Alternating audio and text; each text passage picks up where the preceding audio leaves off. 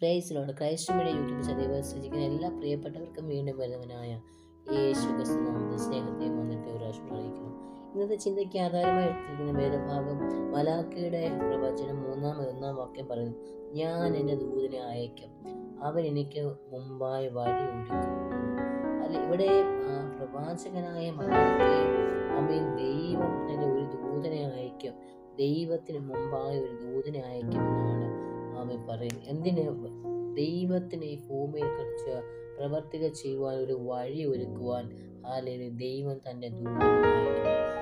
മർക്കോസിന്റെ സുവിശേഷം 1:2 മത്തായിയുടെ സുവിശേഷം 11:10 ഇതേ വചനം നമുക്ക് കാണുവാൻ കഴിയും. ദൈവം തൻ്റെ ദൂതനെ അയക്കുന്നു. ഇവിടെ ദൂതൻ എന്ന് പറയുന്ന ഒരു വ്യക്തിയെ കുറിച്ചാണ്. യോഹന്നാന്റെ സുവിശേഷം 1:6 പറയുന്നു, ദൈവം അയച്ചിട്ട് ഒരു മനുഷ്യൻ വന്നു, അവന്റെ പേരാണ് യോഹന്നാൻ.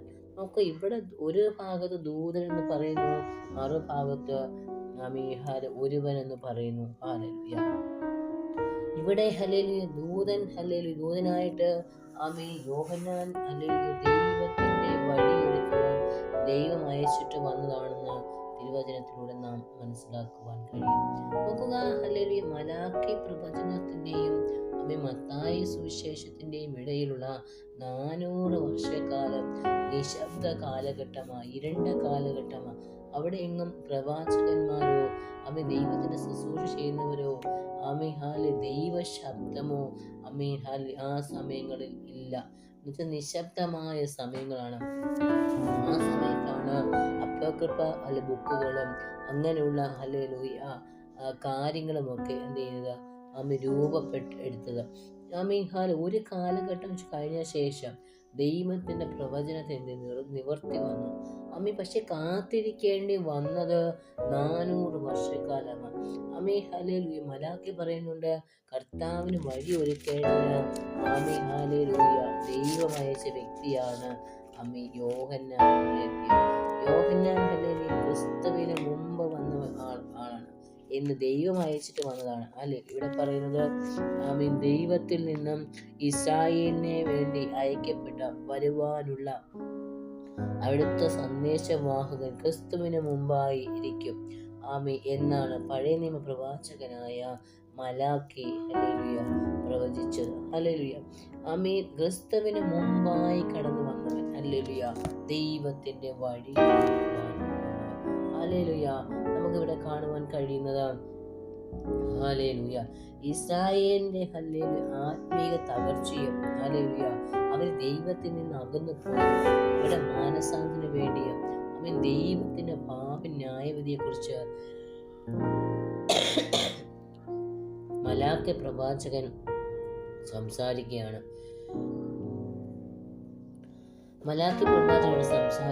ദൈവത്തിന്റെ വഴി ഒരുക്കുന്ന വ്യക്തിയെ കുറിച്ച്. കർത്താവ് ദൈവത്തിന്റെ ആലയത്തിൽ വരുന്നതായിട്ടും ഉടമ്പടിയുടെ ദൂതൻ യേശുവിന് മുമ്പായിരിക്കുമെന്നും ഇവിടെ പറയുകയാണ്. മത്തായിയുടെ സുവിശേഷത്തിൽ 11:10 യോഹന്നാൻ സ്നാപകൻ വഴി ഒരുക്കുന്നവനാണ്. ദൈവത്തിന്റെ ദൂതനായിട്ടും യേശുവിന് വഴി ഒരുക്കുന്നതായിട്ടും നമുക്ക് കാണുവാൻ കഴിയും. ഇവിടെ ദൈവത്തിന്റെ വഴി ഒരുക്കുന്ന ഒരു വ്യക്തിയെ കുറിച്ചാണ് നാം വായിച്ചത്. ദൈവം അയച്ചിട്ട് ഒരു മനുഷ്യൻ വന്നു, അവന്റെ പേര് യോഹന്നാൻ.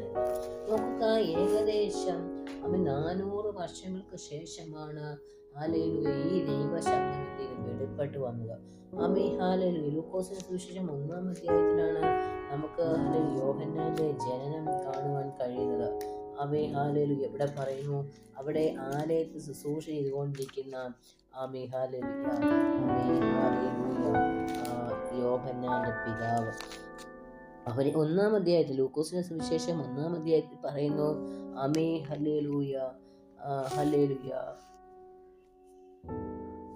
പൗരോഹിത്യ മര്യാദ പ്രകാരം കർത്താവിന്റെ മന്ദിരത്തിൽ ധൂപം കാണുന്ന ഒരു വ്യക്തിയായിരുന്നു സെക്കറിയാവ്.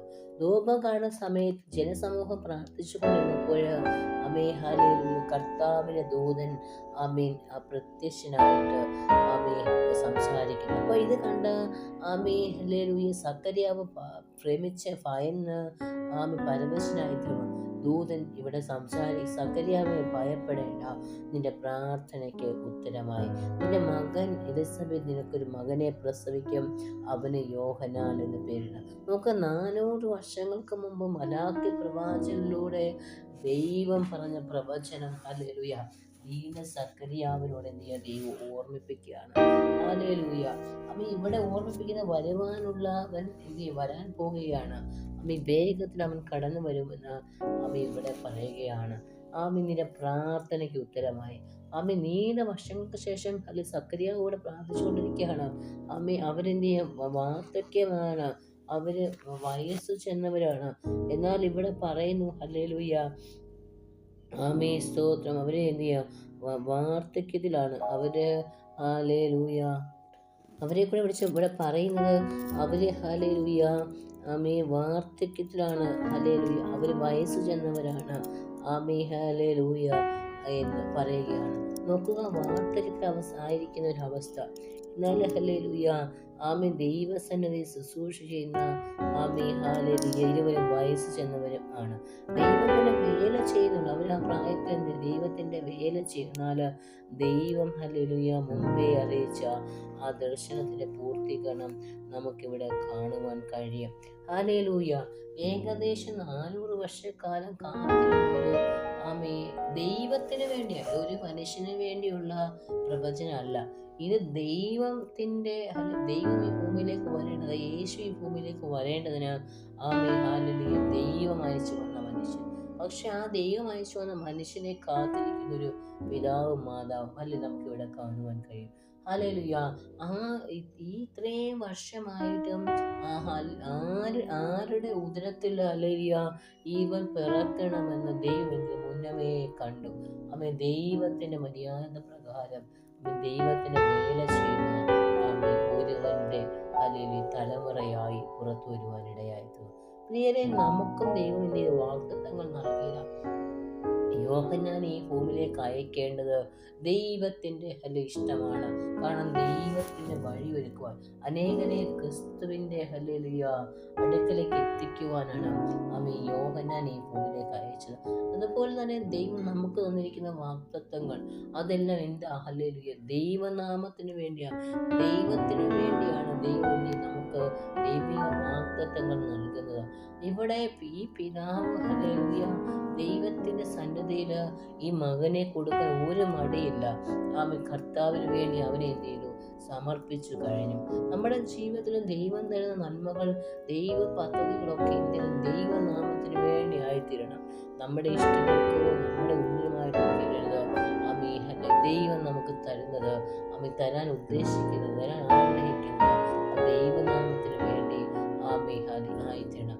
നോക്കുക, ഇവിടെ നമുക്ക് കാണാൻ കഴിയും യോഹന്നാൻ ദൈവത്തിന്റെ വഴിയൊരുക്കി. എത്ര ഭാഗ്യമുള്ളൊരു കാര്യം അല്ലേ, കർത്താവിന് വേണ്ടി ഹല്ലേലൂയ ആമേ വഴി ഒരുക്കുവാൻ ആമേ ദൈവം ദൈവം അയച്ചു.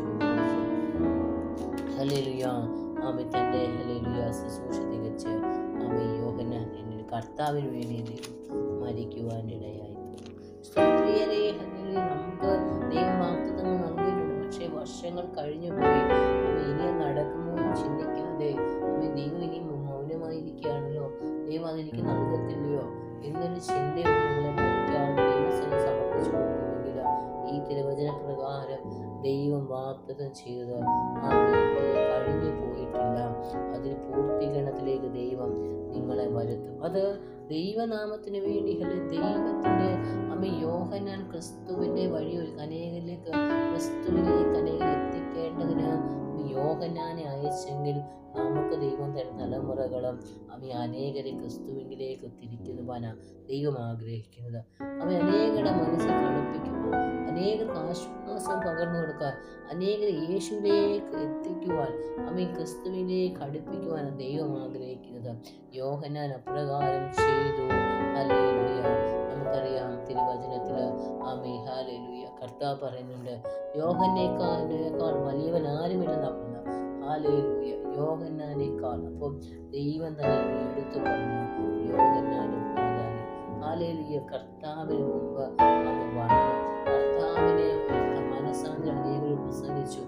ദൈവത്തെ സ്നാനപ്പെടുത്തുന്നൊരു വലിയ ഭാഗ്യം യോഹന്നാൻ ലഭിക്കും. എത്ര ഭാഗ്യകരമായ പദവിയാ മനുഷ്യനായി ഭൂമിയിൽ വന്ന മനുഷ്യനെ യേശുവിനെ വെറും മനുഷ്യനായ യോഹന്നാന് സ്നാനപ്പെടുത്തുവാൻ ദൈവം എന്ത് ചെയ്തു?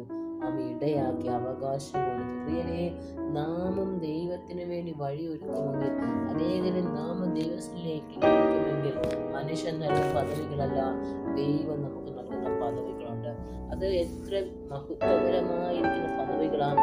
ആർക്കും അത് നമ്മിൽ നിന്ന് എടുത്തു കളയാൻ കഴിയത്തില്ല. ഹല്ലേലൂയ. നമ്മൾ പറയുന്നില്ല, യേശുവിനെ സ്നാനപ്പെടുത്തുവാൻ യോഹന്നാന്റെ കൈക്കീഴ സ്നാനപ്പെടുത്തുവാൻ ദൈവമിടയാക്കി. ക്രിസ്തുവിനെ മുഖാമുഖമായി നേരിട്ട് കാണുവാനുള്ള ഭാഗ്യം യോഹന്നാൻ ഉണ്ടായി. ഹല്ലേലൂയ. ദൈവ സാന്നിധ്യം അനുഭവിക്കുവാൻ, ദൈവത്തിനൊപ്പം നടക്കുവാൻ എന്ത് ചെയ്തു? ദൈവം അവനെ ഇടയാക്കി. എത്ര മഹത്വകരമായിരിക്കുന്ന വലിയ ശുശ്രൂഷയാ, ഭാഗ്യമാണ്. ദൈവം അയച്ചിട്ട് വന്നിട്ട് ദൈവത്തിൻ്റെ കാര്യങ്ങൾ യോഹന്നാൻ ചെയ്ത് ദൈവത്തിന് വേണ്ടി നിന്ന് പിന്നത്തേത് ദൈവത്തിന് വേണ്ടി മരണം വരിക്കുവാനിടയായി. സ്തോത്രം. വാഗ്ദത്ത പ്രകാരം പുറത്തു വന്ന് വാഗ്ദത്തങ്ങൾ പ്രാപിച്ച് വാഗ്ദത്തങ്ങൾ നിവർത്തീകരിച്ച് ദൈവത്തിന് വേണ്ടി നിന്നൊരു ഭക്തനായ മനുഷ്യൻ. അത് നമ്മളും ഇപ്രകാരമായി ഒന്ന് നമുക്ക് വേണ്ടി ദൈവം എന്ത് ചെയ്യും? ചില സാഹചര്യങ്ങൾ നമുക്ക് പ്രതികൂലമാണെങ്കിൽ ദൈവത്തിന് ദൂതനെ അയച്ച് നമ്മുടെ സാഹചര്യങ്ങളെ ദൈവം മാറ്റി, നമ്മുടെ വഴികളെ മുടക്കം നിൽക്കുന്ന മേഖലകളെ ദൈവം മാറ്റി. ഹല്ലേലൂയ. നമുക്ക് ദൈവം അനുയോജ്യമായ കർത്താവിന്റെ വാഗ്ദത്ത പ്രകാരമുള്ള വഴികളെ ദൈവം തുറന്നു വരും. നമുക്ക് തടസ്സമായി നിൽക്കുന്നതിന് ദൈവം മാറ്റും. ദുർഘടങ്ങളെ ദൈവം സമഭൂമിയാക്കി മാറ്റും. താമ്രമതിലെ ദൈവം അത് ഉടയ്ക്കും. ഇരുമ്പോടാമളെ കണ്ണുവെച്ച് കളയുന്ന ദൈവത്തിന്റെ പ്രവൃത്തി. പകൽക്കാലം നിങ്ങളുടെ ജീവിതത്തിലും ദൈവം അത്ഭുതങ്ങൾ ചെയ്യട്ടെ. ഈ വചനങ്ങളാൽ ദൈവം നമ്മെ ഒന്നിച്ച് സഹായിക്കട്ടെ, മാനിക്കട്ടെ. God bless you. ആമേൻ.